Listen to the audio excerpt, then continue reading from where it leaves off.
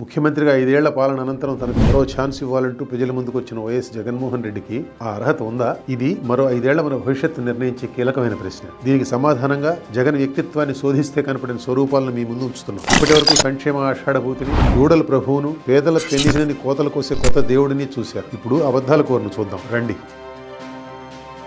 రాష్ట్రాన్ని ప్రగతి పదంలో నడపడం చేతకాదు, కానీ జగన్మోహన్ రెడ్డి కొన్ని పనులు సునాయాసంగా చేయగలరు. వాటిలో మొదటిది అబద్ధాలాడడం. జగన్ రెప్ప వాల్చకుండా అబద్ధాలాడగలరు. ఆయన బొంకే తీరు చూస్తే ఆశ్చర్యం కలగక మానదు. ఈ లక్షణం మనకు జగన్లో మొదటి నుంచి కనబడుతుంది కాబట్టి అది ఆయన వ్యక్తిత్వంలో భాగమే అని నిరాక్షేపంగా అనుకోవచ్చు. మంచినీళ్లు తాగినంత సులువుగా ఆయన అబద్ధాలు వర్ణించగలరు. తనకు పేపర్ లేదని, ఛానల్ లేదని చెప్పే సాక్షి మీడియా ఓనర్ను మనం అబద్ధాలు కోరానాలా లేక మరేదైనా పేరు పెట్టాలా? 2017లో నంద్యాల అసెంబ్లీ సీటు ఉప ఎన్నిక ప్రచారంలో మొదలుపెట్టిన ఈ అబద్ధాన్ని జగన్ ఇంకా వల్లివేస్తూనే ఉంది. ప్రస్తుత ఎన్నికల ప్రచారంలో కూడా తనకు మీడియా లేదనే జగన్ బొంకు కొనసాగుతోంది. క్విడ్ ప్రోకో అవినీతి డబ్బుతో సాక్షి దినపత్రికను, న్యూస్ ఛానల్ను మొదలుపెట్టిందే తానన్న సంగతి, ఆ కేసుల్లో ముద్దాయిగానే తాను 12 ఏళ్లుగా కోర్టుల చుట్టూ తిరుగుతున్న సంగతి ప్రజలకు తెలియదని అనుకుంటున్నారా జగన్మోహన్ రెడ్డి గారు? లేక 1కి 10 సార్లు చెప్తే ఆ అబద్ధాన్ని ప్రజలు నమ్మేస్తారనుకుంటున్నారా? ప్రజల విజ్ఞత మీద జగన్కి ఎంత చులకన భావమో చూడండి. తాడేపల్లిలో కట్టుకున్న ఇల్లు చూపించి అమరావతి రాజధానిగా కొనసాగుతుందని ఎన్నికల ముందు నమ్మవలికి అధికారం చేతికి రాగానే 3 రాజధానుల పాట ఎత్తుకునే మనిషి ఎట్లాంటి వాడో ఆలోచించండి. చంద్రబాబు ముఖ్యమంత్రిగా ఉండగా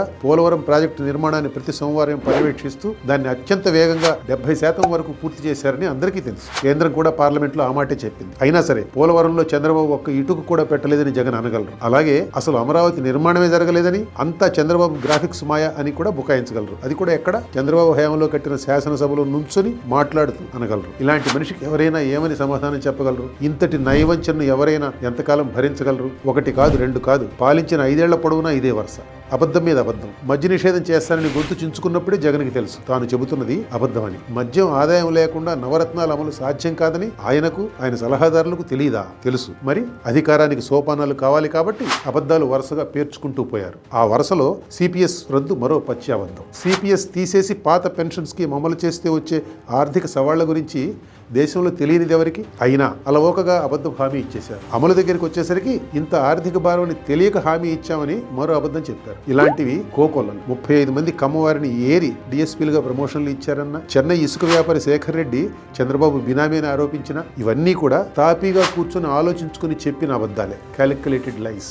జగన్ అధికారం చేపట్టినాక అదే శేఖర్ రెడ్డిని టీటీడీ మెంబర్గా నియమించారు. వైఎస్ఆర్ దుర్మరణానికి సోనియా గాంధీ, రిలయన్స్, అంబానీ కుట్ర కారణమైన జగన్ ఆరోపణ గుర్తుందిగా. తాను అధికారంలోకి వచ్చాక అదే అంబానీకి రెడ్ కార్పెట్ పరచి ఆయన బంధువు నత్వానీని రాజ్యసభకు పంపారు. ఎలాంటి విలువలు ఇవి? అవినీతి కేసుల్లో వైఎస్ఆర్ పేరు ఎక్కించింది కాంగ్రెస్ పార్టీ అని నిన్నగాక మొన్న జగన్ ఆరోపించారు. పొన్నవోలు సుధాకర్ రెడ్డి అనే అడ్వకేట్ ద్వారా ఆ పని చేయించింది జగనేనని స్వయంగా ఆయన చెల్లెలు షర్మిలే గుట్టు విప్పింది. తనకు ఎంతో ఉపయోగపడిన కోడికత్తి దాడిని పెద్ద హత్యాయత్నంగా చిత్రించి దాని వెనుక చంద్రబాబు కుట్ర ఉందని ఇప్పటికీ తొండి ఆడుతున్నారు. దానితో జగన్ వీరాభిమాని అయిన దళితుడు కోడికత్తి శ్రీను 5 ఏళ్ల పాటు జైలుకు పరిమితం కావాల్సి వచ్చింది. ఇక తన సొంత బాబాయ్ వివేకానంద రెడ్డి హత్య కేసు జగన్ వంచనా శిల్పానికి పరాకాష్ఠ. వివేక హత్యను మొదట గుండెపోటుని నమ్మించి చూశారు. తీరా హత్య అని తేలిపోవడంతో నారాసుర రక్త చరిత్ర అంటూ దాన్ని అలవోకగా చంద్రబాబు మీదకు తోసేశారు. లోకానికి తెలిసిన దానికన్నా ముందుగా తెల్లవారుజామున 5ంటికే తనకు చావు కబురు ఫోన్ వచ్చిన సంగతి దాచారు. తర్వాత అసలు సంగతి సాక్ష్యాలతో సహా నిరూపణ అయినా గానీ ఇప్పటికీ బుకాయిస్తున్నారు. అవినాష్ రెడ్డికి మళ్లీ కడప టికెట్ ఇచ్చారు. పాపం అవినాష్ చిన్నపిల్లవాడట.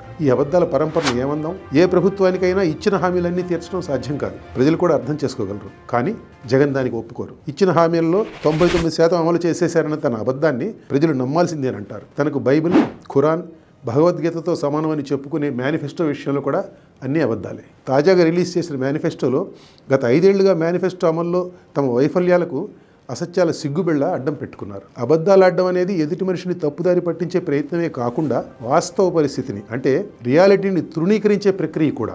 తండ్రి మరణం దగ్గర నుంచి జగన్లో మనకి ఇది కనపడుతుంది. కనీసం అప్పటి నుంచి అది ఆయన నైజంలో భాగంగా మారింది. ఇప్పుడు జగన్ అబద్ధాలు ఆడకుండా ఉండలేరు. అబద్ధం ఆయన ఆరో ప్రాణం.